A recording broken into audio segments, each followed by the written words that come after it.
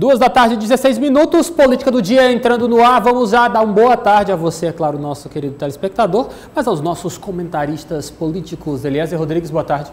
Boa tarde, Lívio Galeno, Edna Maciel, uma ótima tarde a todos. Edna Maciel, boa tarde, seja bem-vinda.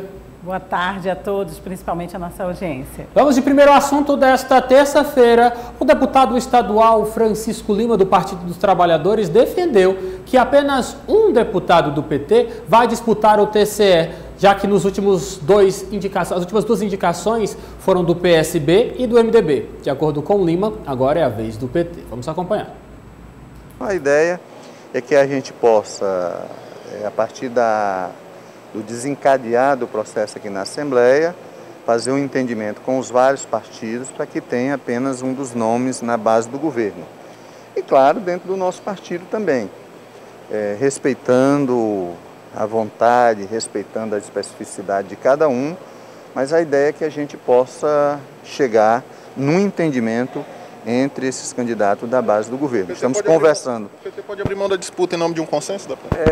Consenso é consenso, alguém abre mão, não é? Então, tudo a gente vai tentar trabalhar. Nós temos feito um entendimento de que teve um período onde o PR, que hoje é o PL, teve o nome, que foi o nosso saudoso Xavier Neto. Tivemos um período onde tivemos uma candidatura do PSB, que foi a nossa presidenta hoje do TCE, a conselheira Lília, e tivemos um período onde foi uma candidatura do MDB, que foi o conselheiro Kleber Eulálio. Então, o PT tem um entendimento de que chegou a hora de o PT também poder postular um nome, e temos vários nomes, então tanto a deputada Flora, o deputado Zizo, o deputado Franzé, são nomes à altura de preencher qualquer cargo. Eliezer Rodrigues, começa com você, visto que foi você que pegou essa sonora com o deputado Francisco Lima. PT acha que chegou a vez do partido, então, hein? Exatamente, fundamenta a sua defesa nessa linha de discurso, considerando os 3 últimos empossados para o cargo de conselheiro do Tribunal de Contas do Estado do Piauí. Então, hoje a Assembleia Legislativa fez a leitura formal do comunicado de vacância do cargo após a aposentadoria do conselheiro Luciano Nunes. Até a próxima segunda-feira, a comissão responsável por todo o processo de eleição deve se reunir para delimitar como vai ser o edital, as formas de inscrição de candidaturas, vai cuidar de todo o processo de votação, que vai ser, no caso, protagonizado pela Assembleia Legislativa. Só os deputados estaduais terão direito de votar e vence o candidato que tiver a maioria aí em aceitação entre os deputados. Então, assim, o processo vai correndo. Mas as especulações não são novas. Temos acompanhado nas últimas semanas cada partido, cada grupo defendendo nomes, tentando se viabilizar. Essa vaga, inclusive, Lívio, Edna e telespectadores, tem sido considerada uma espécie de 4ª vaga da chapa majoritária, para entendermos aí o peso que ela tem, o valor nas articulações políticas, essa indicação para o Tribunal de Contas do Estado. Em nenhum momento outros cidadãos são impedidos de tentar disputar ou vencer essa indicação, mas sabemos que pela história, pela prática, pelo que tem sido defendido, um dos deputados estaduais realmente deve ser o eleito para a vaga de conselheiro do Tribunal de Contas do Estado, para ter essa função de acompanhar e realmente fazer as devidas fiscalizações no que diz respeito ao uso dos recursos públicos. Edna Maciel, não sei você também, Eliezer Rodrigues, quero construir com vocês uma reflexão. Nós vivenciamos uma sociedade que, de certa forma, foi nutrindo um sentimento antipetista muito forte. Particularmente aqui no estado do Piauí, nós estamos diante de uma situação em que o Partido dos Trabalhadores, de certa forma, já tem o governo do estado, tem a vice-governadoria e, de certa forma, quer sempre estar ocupando os principais pontos, cargos ofertados, por exemplo, na composição de uma chapa majoritária. Nós temos um sentimento antipetista muito forte. aqui particularmente no estado do Piauí, e continuamos a observar, de certa forma, o Partido dos Trabalhadores sempre querendo estar preenchendo com seus nomes vagas importantes, como no caso esse do TCE. Edna, esse tipo de situação do Partido dos Trabalhadores querer sempre para si a indicação, a orquestração desses momentos importantes, da composição, por exemplo, de uma chapa majoritária, não pode pegar negativamente para o Partido dos Trabalhadores? Qual a sua opinião acerca desse assunto, Edna? Bom, já temos aí, como você citou, o Partido dos Trabalhadores em vários cargos e disputando também outros e com outras indicações.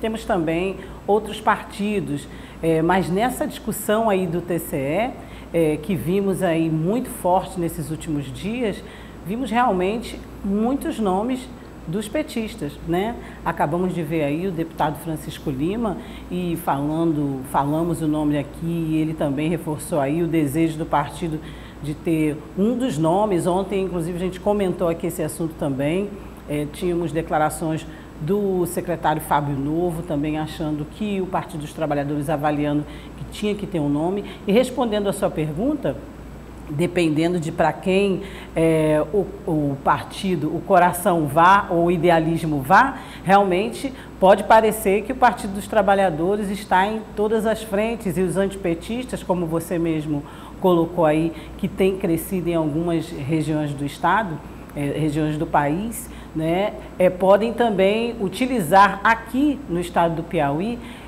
esse ponto como um ponto negativo. Porém, para os da esquerda, para os dos partidos trabalhadores, é lógico que vão torcer para que os seus partidários, para que os seus representantes e o que eles elegeram estejam no maior número de cargos possíveis, o que aconteceria também com outros partidos. Vemos outros nomes, sabemos que realmente o perfil do Tribunal de Contas teria que ser não só político, mas muito e também técnico, porque sabemos aqui, temos comentado também o que esse cargo de responsabilidade ele compõe, ele carrega, mas essa é a nossa realidade. Hoje temos esses nomes, temos outros nomes também, e a torcida e a concorrência é grande para esse cargo, que é um cargo muito importante e de grande responsabilidade, e a população tem que acompanhar.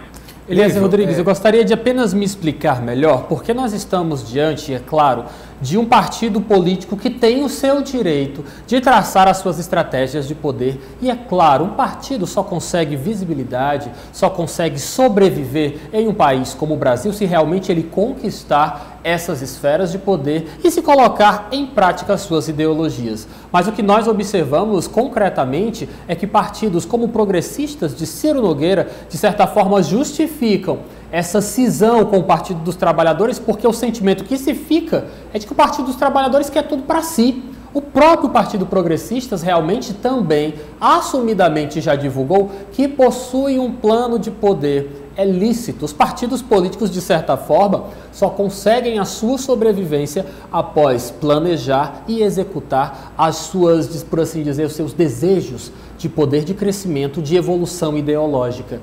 Mas o sentimento que fica quando falamos de Partido dos Trabalhadores, que tem uma base muito grande e que, de certa forma, precisa prestar contas à sua base, que é muito grande, é de que realmente o Partido dos Trabalhadores, o PT do estado do Piauí, quer tudo para si.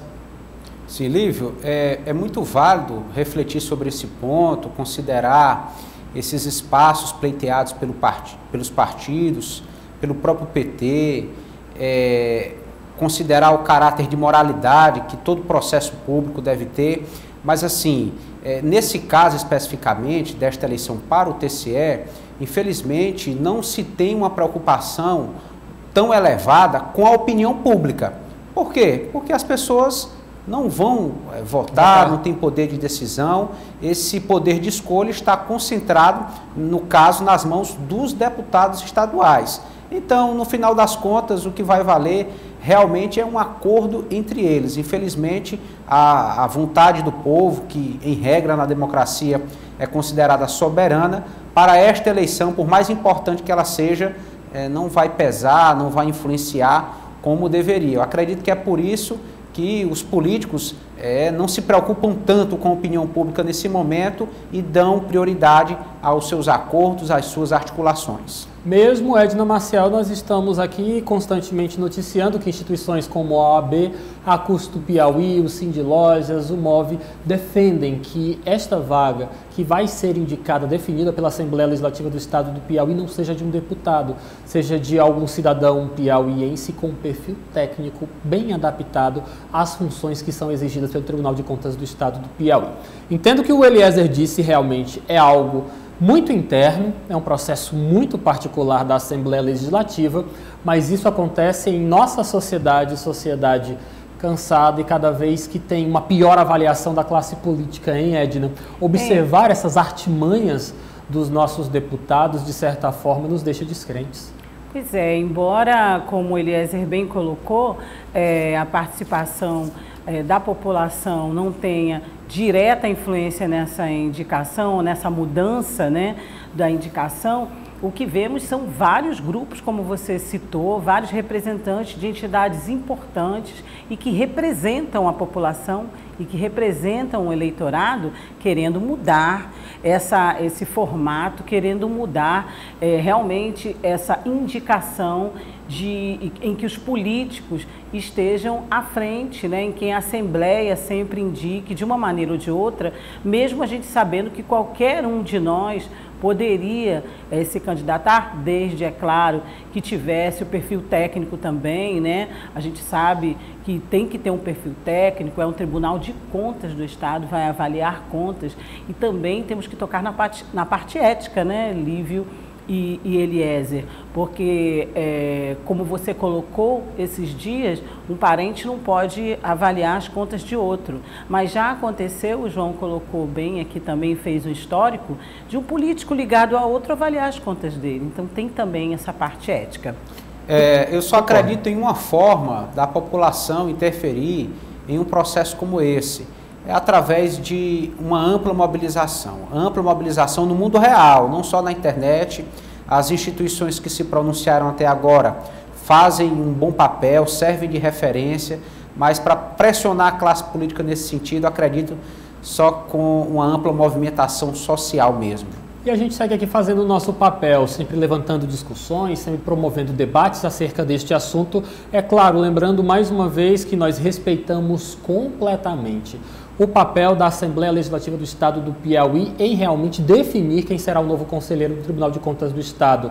Está na Constituição. É dever deles, dos deputados, mas também é dever nosso como imprensa mostrar este sentimento que surge da sociedade que não se sente feliz com esse tipo de brecha para indicar ou, de certa forma, para se negociar uma quarta vaga na chapa majoritária, como você bem citou, Eliezer. Nós estamos aqui fazendo o nosso papel, eles fazem o deles e, no fim das contas, cabe a você, cidadão teresinense, maranhense, piauiense, brasileiro que nos acompanha também pela Rede Mundial de Computadores, definir que tipo de política você quer. E se está insatisfeito, faz como Eliezer disse, ganha as ruas, dá voz aos seus pensamentos, porque só assim nós vamos conseguir uma mudança efetiva. Mudando um pouquinho de assunto, lá na Câmara Municipal de Vereadores de Teresina, a oposição está unida e esperançosa com o senador Ciro Nogueira na Casa Civil. Vamos acompanhar o que disse Edson Mello, do PSDB, sobre o assunto.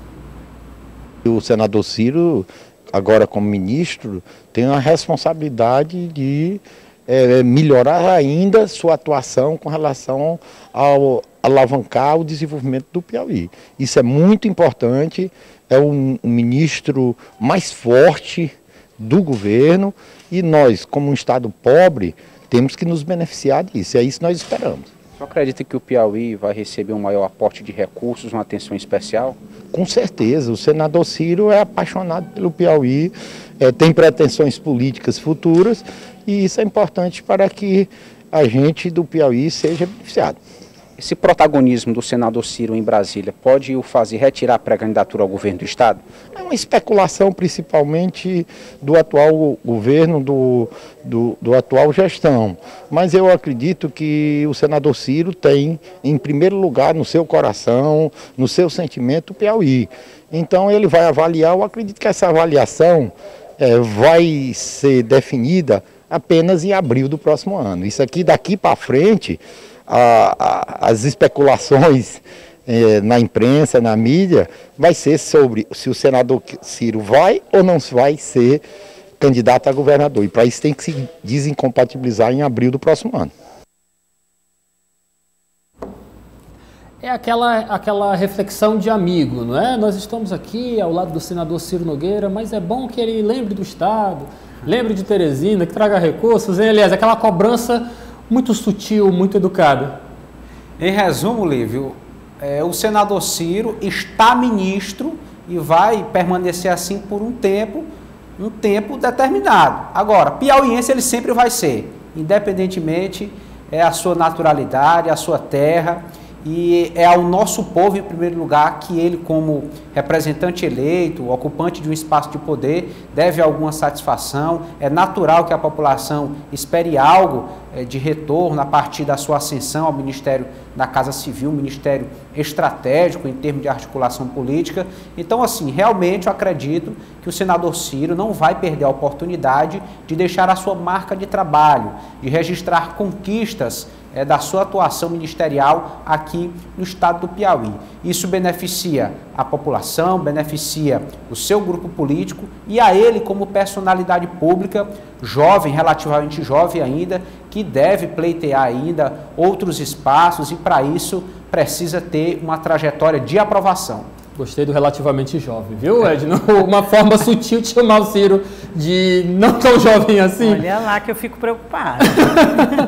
Edna, nós estamos diante aqui de uma declaração, ao meu ver, super importante, não apenas como aliado político, mas principalmente para as bases do senador Ciro Nogueira, que de certa forma esperam, anseiam por esta, de certa forma, eleição dele, uma colocação do nome dele à disposição para enfrentar o candidato da situação em 2022 na disputa pelo Palácio de Karnak. Se não dá uma declaração dessa às bases de Ciro Nogueira dizendo que realmente ele pode ficar na Casa Civil, mas que no momento oportuno vai se descompatibilizar para assumir a frente da eleição de oposição em 2022, se Edson Mello, que de certa forma agora se apresenta como aliado de Ciro Nogueira, não faz esse tipo de declaração, pode pesar um pouco o clima na base de apoio a Ciro Nogueira. E é uma declaração inteligente, uma declaração extremamente política, visando alcançar a tranquilidade da base de Ciro, hein, Edna? Como é do perfil de Edson Mello, né? Muito político ele. Muito, e já é antigo, é uma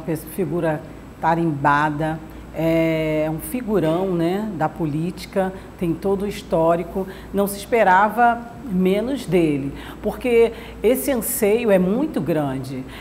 A gente já falou aqui das especulações, das análises, das colocações em que Ciro, permanece, né, na Casa Civil, faz o seu trabalho e também faz o seu trabalho político de fortalecer bases, faz o seu trabalho político de fortalecer o nome do atual presidente da República para 2022, mas também falamos e analisamos e vemos de que existe sim aquele clamor todo de, além de Ciro trazer para o Piauí, para o Estado, tudo que o Estado, seus políticos, seus aliados e sua base eleitoral pensam, dele também ser um nome para concorrer às próximas eleições. Então, ainda existe esse pensamento, né? E o partido em si e os partidos que apoiam, né, o nome de Ciro esperam sim uma atuação política dele nesse nível e com essa amplitude, que ele fortaleça o partido, fortaleça suas bases, mas que dê um retorno também para o Estado.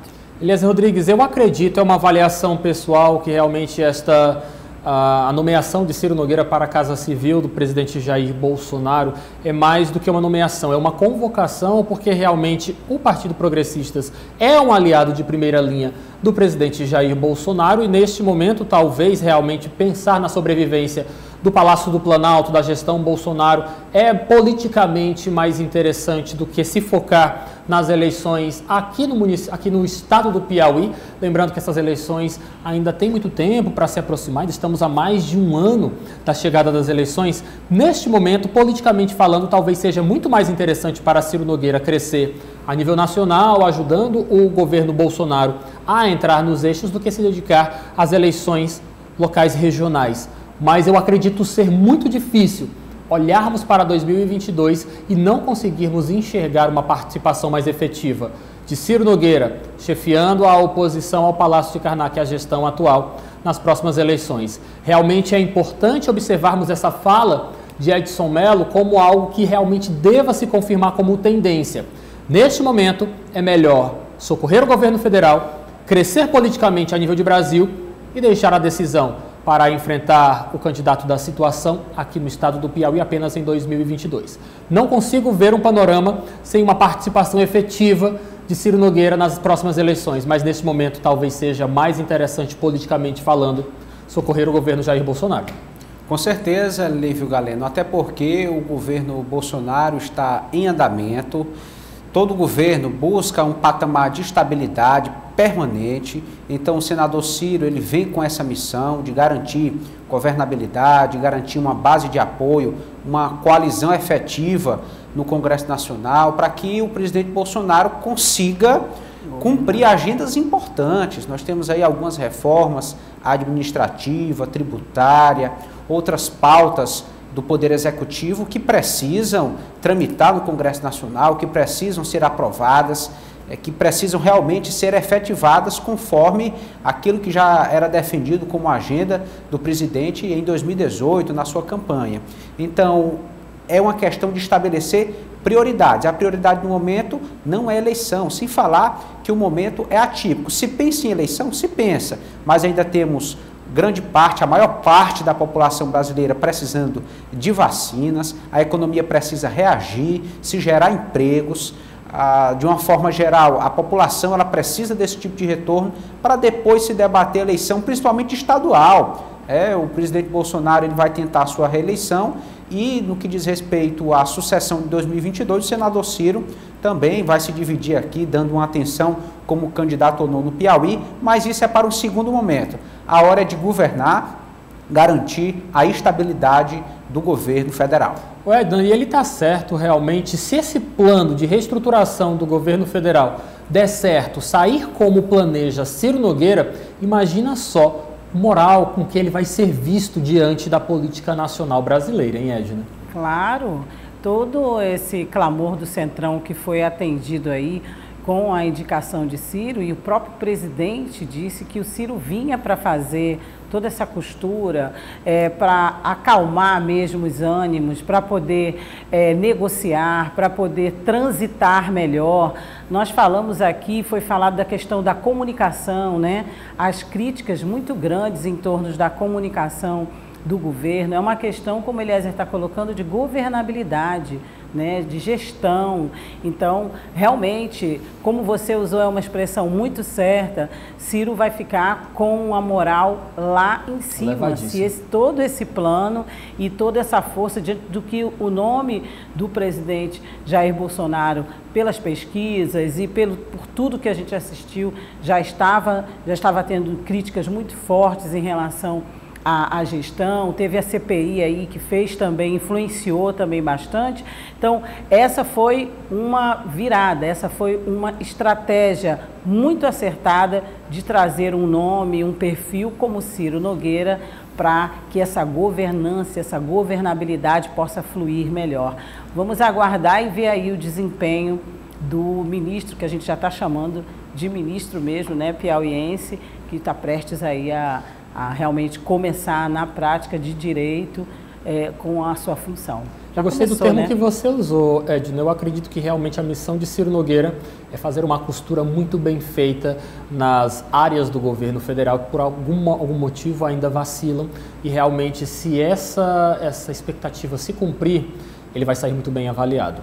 Informando você de casa que a posse administrativa de Ciro Nogueira, senador piauiense pelo Progressistas, está marcado para amanhã, dia 4 de agosto, a partir das 4 horas da tarde, lá em Brasília. Essa posse vai ser transmitida ao vivo pela TV estatal, TV Brasil. Olha só, gente, mudando um pouquinho de assunto, o deputado estadual pelo PL, Coronel Carlos Augusto, confirma que pretende disputar a reeleição pela sigla em 2022 e defende para a gente, mais uma vez, é mais um dos defensores do modelo de distritão. Vamos acompanhar os argumentos de Carlos Augusto. Sim, o PL foi um partido que eu escolhi lá atrás para me filiar. certo? Dentro de um bloco de partidos, todos coligados, certo? E o que nós estamos aguardando, a segurança, maior que você falou em segurança, nós aguardamos pela segurança da legislação. Nós estamos aguardando pelo Congresso Nacional, certo? Nós temos um sistema político que permite a mudança de regras um ano antes da eleição, certo? Eu acho que deveria ser, eu não concordo, mas não é assim, né? Depende mesmo do Congresso. Nós estamos aguardando essa definição pelo Congresso, mas eu sigo no propósito, no compromisso e trabalhando bastante aqui junto com meus dois companheiros, deputado estadual, doutor Hélio e o deputado Fábio Xavier, para formar uma chapa dentro do sistema atual, para que nós possamos buscar a reeleição dentro do próprio PL. Mas tenho dito que não descarto nenhuma outra possibilidade, exatamente porque nós temos que conferir realmente quais são realmente as regras que nós vamos disputar a eleição no próximo ano. Da minha parte aqui, nenhuma discordância partidária, nenhum desconforto dentro do meu partido, sou amigo deles, dos meus companheiros de partido, o deputado Fábio Abreu, o deputado Fábio Xavier, o deputado doutor Hélio e de vários outros companheiros que têm chegado ao nosso partido. Nós temos crescido no nosso partido, temos buscado novas filiações, tanto para a chapa de deputado estadual quanto para a chapa de deputado federal. Acredito que nós vamos formar uma grande chapa, certo, dentro do atual sistema, mas, repito, aguardando as definições do Congresso Nacional. Tem uma defesa específica em relação às regras que poderiam ser adotadas para a eleição? Na verdade, nós que estamos na política, nós passamos a ter opções, né? Eu, particularmente, eu tenho dito que sou a favor que sejam eleitos os mais votados. As pessoas dizem que isso enfraquece os partidos. Eu acho que não enfraquece. Por quê? Porque nós não temos partidos fortes nesse país. Nós temos mais de 30 partidos. Partidos que, com vários, na sua formação, com vários e mais variados tipos de interesses, certo? Há alguém que diz que enfraquece a democracia. Eu acho que não, porque na democracia, eu acredito que o mais votado fortalece a vontade do povo, né?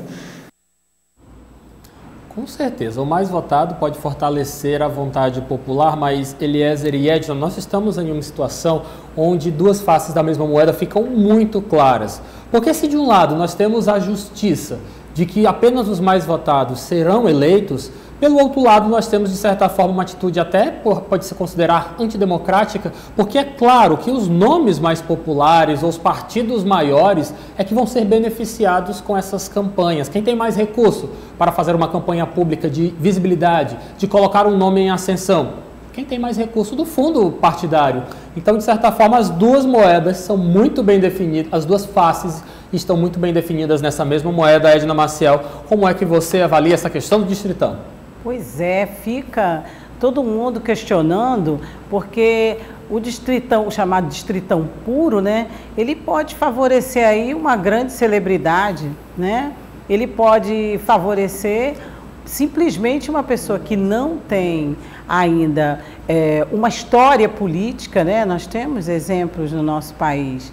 E essa pessoa, ela por ser uma celebridade, por ter um nome popular, e aí é um nome popular, não político, ela consegue chegar lá. E para os outros, e para os partidos, né, enfraquece principalmente os pequenos. Eu acho que é uma questão que ainda deve ser muito debatida, né, porque se o sistema de hoje é um sistema que fortalece os partidos de uma forma ou de outra e não desfavorece os partidos pequenos, então o distritão ainda causa e vai causar muita polêmica, né? Porque os interessados nas grandes siglas, né? O número de partidos que nós temos, quantos partidos nós temos e quantas siglas pequenas.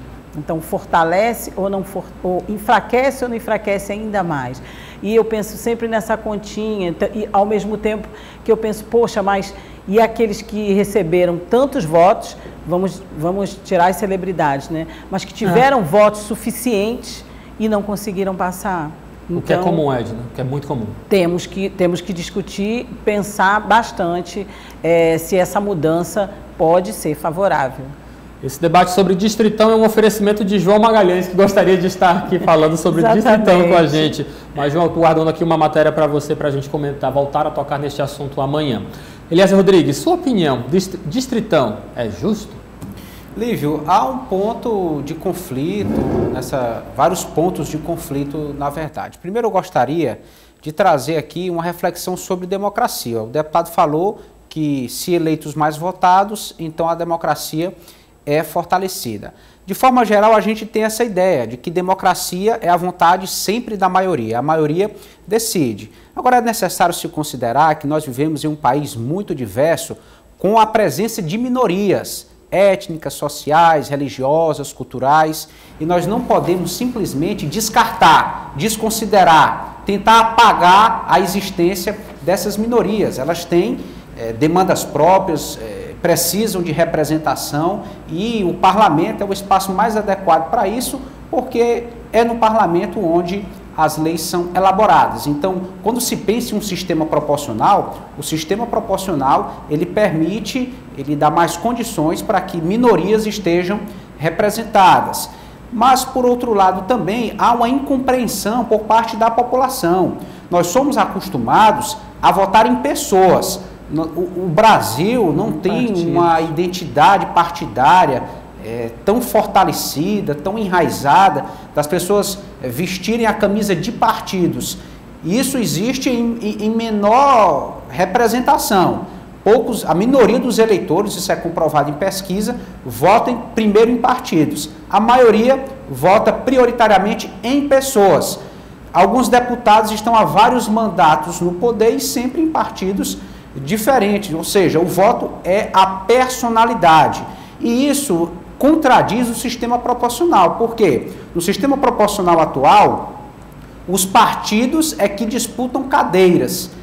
Primeiramente, o voto é contado para os partidos. No segundo momento, se consideram os candidatos mais votados. É por isso que, em alguns momentos, candidatos que tiveram menos votos são eleitos e outros que tiveram mais votos perdem a eleição. Por quê? Porque os partidos é que têm o seu desempenho medido. Então, assim, é preciso se considerar essas realidades. A reforma eleitoral, a última, vem para tentar reduzir o número de partidos e é preciso bater nessa tecla. O Brasil é uma referência negativa em quantidade de partidos no parlamento.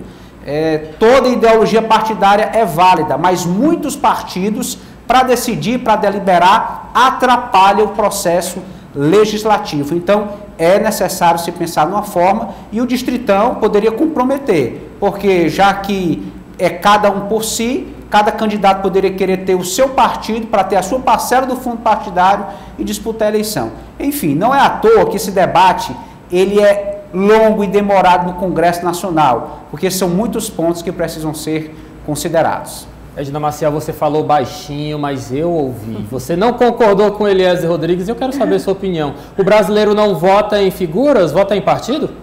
Não, pelo contrário, Lívia, eu não discordei dele, não. Tu falou baixinho que eu ouvi. Não, eu não discordei dele, não. Mas eu considero isso que você colocou também, Eliezer, eu considero. Né? Eu acho que hoje nós já temos uma consciência política maior e Lívio, realmente eu acho que a população ela está começando a se conscientizar melhor em relação a partidos, a conhecer os partidos, mas o Brasil tem muitos partidos, eu acho que aí é que está o problema, né? São muitos partidos e o nosso povo ainda não está politicamente orientado em relação a cada partido, e sim, como você citou, Eliezer, as pessoas. Então, quando a gente conversa com elas, você vai votar em quem? Você não diz em qual partido. Você pode ver até a gente no nosso trabalho, você vai votar em quem? As pessoas, o brasileiro tem mesmo isso. O programa do Lívio, o programa da Edna, eu vou votar no partido de fulano? Não, eu vou votar no fulano. Realmente, eu não discordo não, sabe, Lívio? Eu acho que a nossa população, ela realmente vota em pessoas. Eu já tive uma época de falar isso. Então, mas eu também acho que a população está se conscientizando e conhecendo por nós e por tudo que está acontecendo no nosso país e no mundo, cada vez mais sobre os partidos. A gente está sem tempo, vou deixar essa discussão para amanhã, quando o nosso amigo grande. João Magalhães chegar, mas eu discordo de você, sabe por quê, Edna? Diga. Eu acredito que o brasileiro não está no momento de buscar essa formação política. Eu acredito que nós ainda estamos vivenciando a fase do sentimento. Nosso eleitorado brasileiro ainda está se decepcionando muito com o político para depois criar a ação. Primeiro o sentimento, depois a ação. Mas vamos deixar essa conversa para depois, porque ela está ficando muito boa, viu? Muito bom. Obrigado, Edna. Boa tarde para você. Muito obrigada e obrigada principalmente, além de você, Eliezer, e um puxão de orelha no João, que faltou aqui também, para você que está nos assistindo. Boa tarde. Eliezer Rodrigues, boa tarde para o senhor. Boa tarde, até amanhã. Até amanhã. Política do Dia.